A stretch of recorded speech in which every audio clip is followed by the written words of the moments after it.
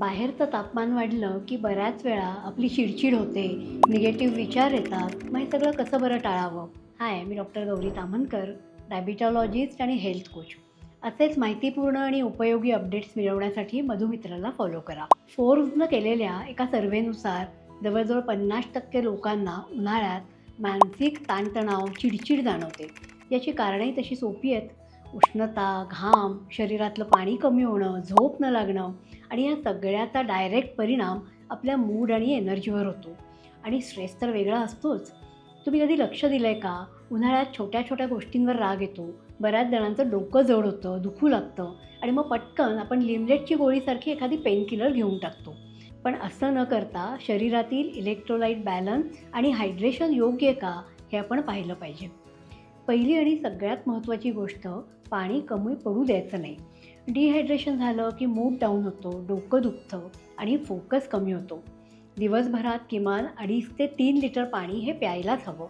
पण फक्त पाणी नाही, तर इलेक्ट्रोलाइट्सची गरजसुद्धा भरून निघाली पाहिजे. त्याकरता योग्य प्रमाणात मिठाचा वापर किंवा आपण नारळ पाणी योग्य प्रमाणात घेऊ शकता. सोडायुक्त कोल्ड्रिंक्स किंवा जास्त साखर असलेले ज्यूस घेतले की उलटं मेंदू जास्त सुस्त होतो आणि रक्तातली साखरही खूप झपाट्याने वाढते. उन्हाळ्यात झोपेच्या वेळा बिघडतात, पण त्यावर नियंत्रण ठेवणं खूप महत्त्वाचं आहे. उशिरा झोपणं आणि उशिरा उठणं, स्क्रीनवर जास्त वेळ घालवणं यामुळे मेंदूचा स्ट्रेस वाढतो. रात्री 10 वाजता झोपण्याची सवय ठेवा आणि झोपायच्या आधी अर्धा तास पूर्ण स्क्रीन बंद पाहिजे. पण उन्हाळ्यात हे अजून जास्त जाणवतं. जड, मसालेदार, तेलकट, तळकट पदार्थ खाल्ले की शरीराला जास्त एनर्जी वापरावी लागते आणि मेंदूला लगेच आळस येतो. त्याऐवजी हलका, घरगुती, पौष्टिक आहार घ्या, ज्यामध्ये फळं, भाज्या, दही, ताक, पालेभाज्या हे खूप जास्त प्रमाणात असतील.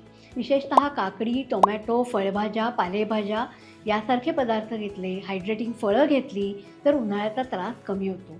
स्ट्रेस मॅनेजमेंटसाठी व्यायाम आणि मूव्हमेंटची गरज आहे. पण अर्थात भर उन्हात आपल्याला वर्कआउट करायचं नाही आहे. पण सकाळी किंवा संध्याकाळी वॉकला जा, हलकं स्ट्रेचिंग करा किंवा घरात राहूनच सूर्यनमस्कार, योगा, ब्रीदिंग एक्झरसाइजेस ते करा.